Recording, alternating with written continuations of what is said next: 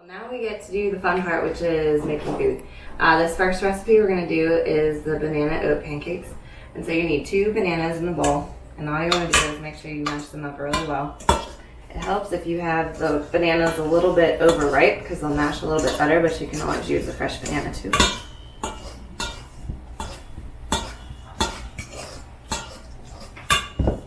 So just make sure we mash them good. And then what we'll be adding to this is 4 eggs, 4 whole eggs, a half a cup of oats, a pinch of salt, a pinch of cinnamon, and then 2 tablespoons of whatever nut butter you choose. And then today we chose almond butter. So let me add my eggs. Oats. And do a pinch of salt. And cinnamon. Maybe some extra cinnamon. And then a couple tablespoons of nut butter.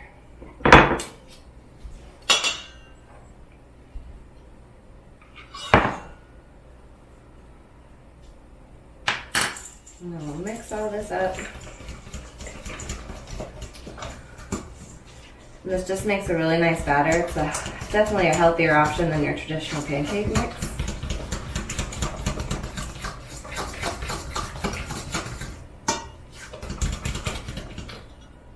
And then to cook this up, we're going to put a couple tablespoons of coconut oil in the pan, and you're going to cook it about 2 minutes on one side and flip it over and cook it on the other. Alright, so to cook pancakes, we're going to put a little bit of coconut oil in the pan. Let it melt down.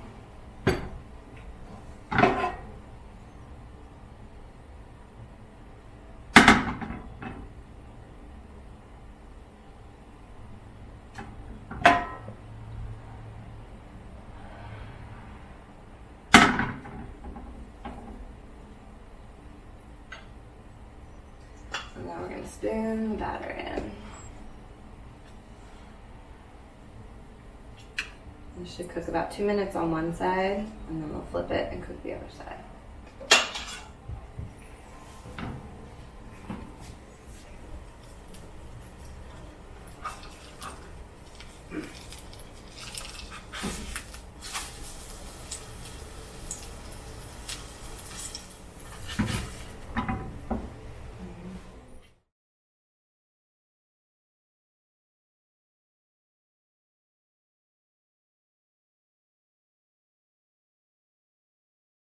So the second recipe that we're going to do today are peanut butter and jelly bites. You guys also have access to this recipe on the link.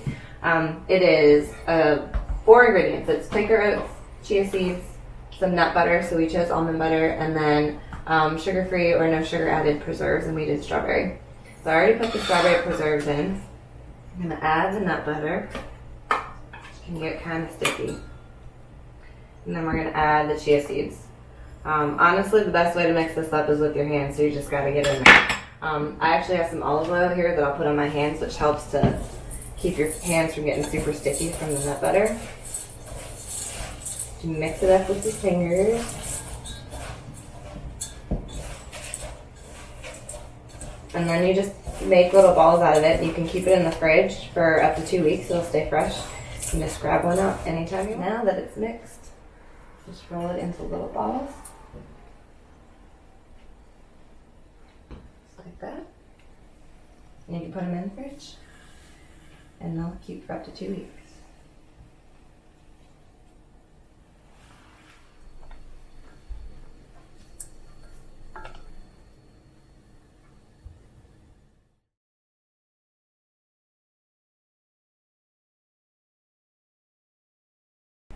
So the third recipe that we're gonna do is the 1-pan balsamic chicken veggie bake. This one's super easy. Throw it in the oven, it takes about 20 minutes. We've already mixed up the dressing that goes in here, and it's avocado oil, or you could use olive oil if you wanted, balsamic, some garlic, black pepper, some salt, and a bunch of basil. So once you mix that up, you're gonna put half of it in with the chicken.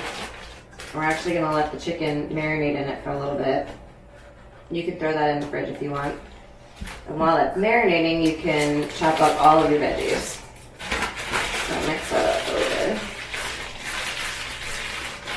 And then set that aside and let that marinate. And then chop up all your veggies. Once you get your veggies ready, you can put them out on the tray. So we have broccoli, there's carrots, we got red onion, and then we have some mushrooms.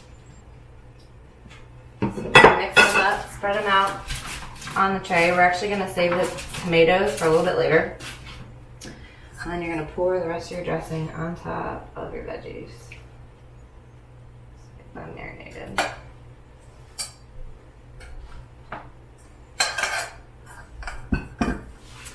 Then we'll add the chicken.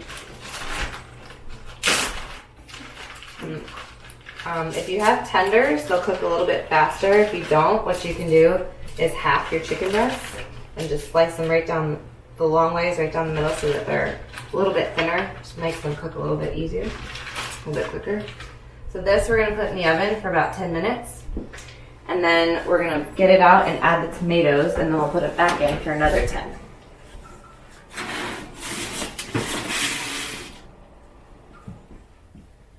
So this has been in for about 10 minutes now. Smells good. We're going to take it out and add our tomatoes. They don't take as long to cook. So, tomatoes. And then toss your vegetables, give them a little toss.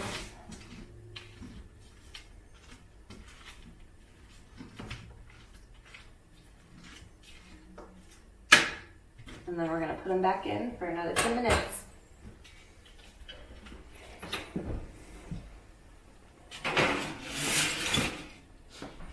All right, looks like it's done. Oh, it smells delicious.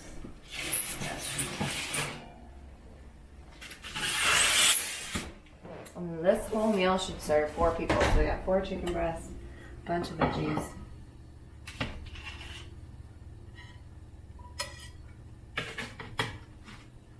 Got a little bit of everything on here.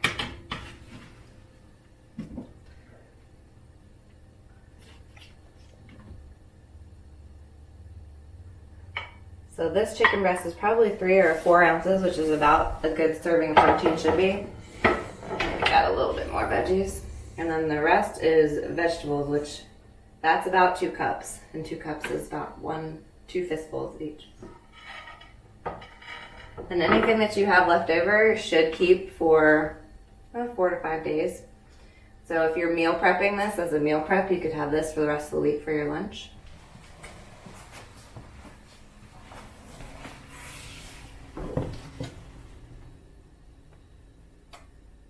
Thank you guys again for joining us for our nutrition talk. We talked about food labels earlier. We talked about how to navigate the grocery store, healthy food options, that it is affordable to still eat healthy. We got to talk with Miss Virginia and the mayor about their food choices, their favorite foods.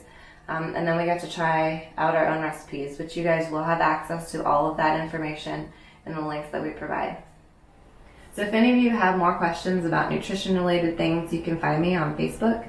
I actually have a private Facebook group that's called #GritGoals, and it's a big community of people who are there for support, accountability. I have posts that I do weekly on nutrition topics, and I'll answer any questions you have, and I actually have a nutrition program that's going to be coming out in June. So if you join the group, you actually get a promo to join it at a discounted rate. So you can find me on there. If you guys have any questions, please reach out. I'm happy to help.